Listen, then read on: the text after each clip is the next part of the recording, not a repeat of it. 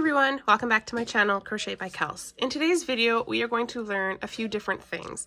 We are going to learn how to single crochet decrease and increase, as well as learn how to work in the back loops only and the front loops only. So to start, I've already created a chain and single crocheted across just to give us a foundation here to start with.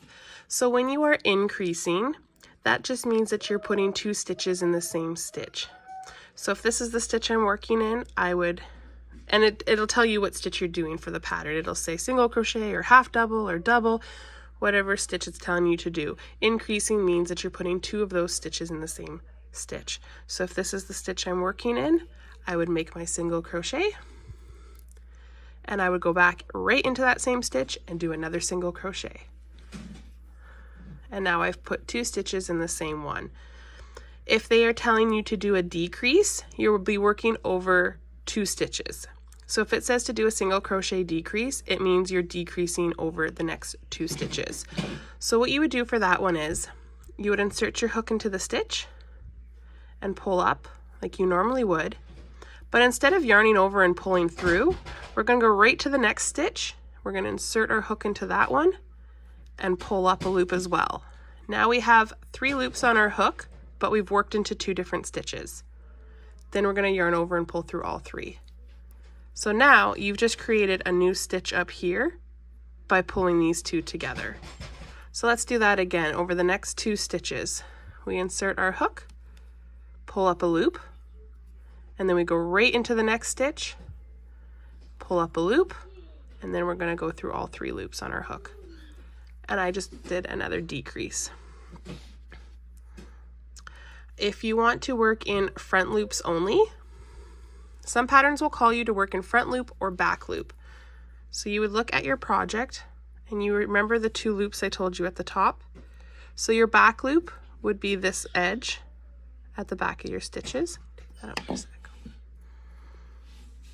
These are your back loops. And then obviously these are your front loops.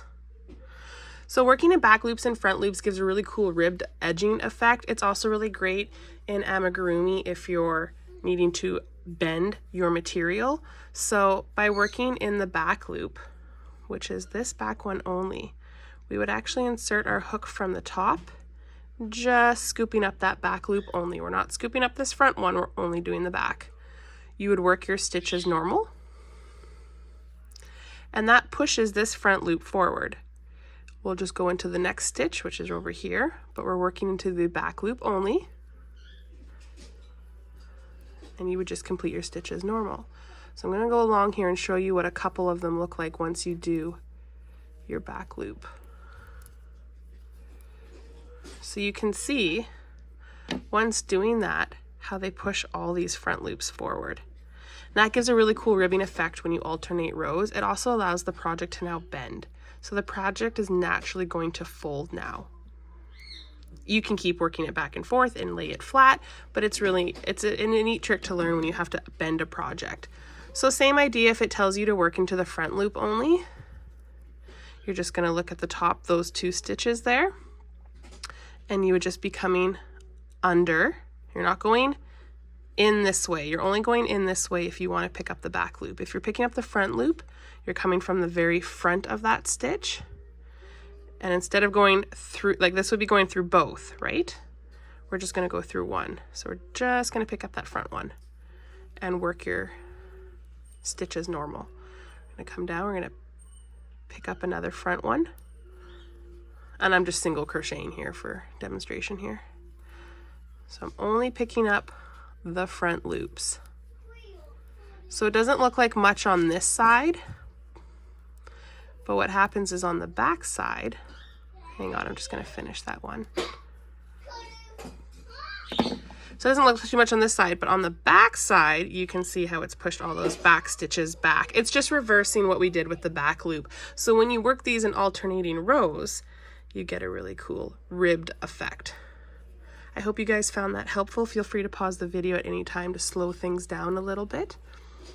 One more I want to show you guys, actually, since I've got you here, is when you're doing a decrease. We're going back to decreasing now. When you do a decrease, as I showed you, we went through both loops, right? We went through this one and pulled up, and then we went through this one and pulled up. And that works just fine as well.